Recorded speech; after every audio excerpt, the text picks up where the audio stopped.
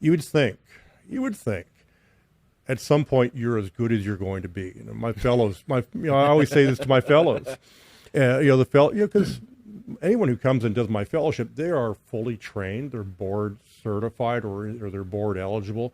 They're pretty good. They're top of their class.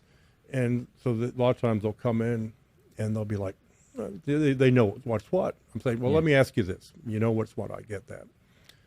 Do you think 5 years from now, are you going to be better than you are today? And the obvious answer, yeah, of course. I mean, the answer is, yeah, 5 years from now, I'm going to be better than I am today. I'm like, okay, let me ask you this. 5 years after that, will you be better than you were 5 years from now? So jump forward a little bit. Right. The answer again would be, yeah, I hope so.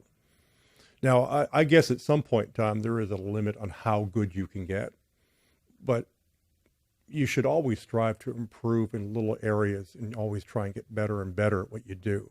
And I've kind of carried that idea as long as I've been around, whether I'm doing facelift surgery, which is probably the most common thing I do is facelifts, and added little parts and pieces into that when we're doing our deep plane structural neck and taking out glands and the rest, or rhinoplasty and changing the technique with little tiny things. And you always want to do it safely. We're never experimenting, but at the same time, you're always trying to get a little better.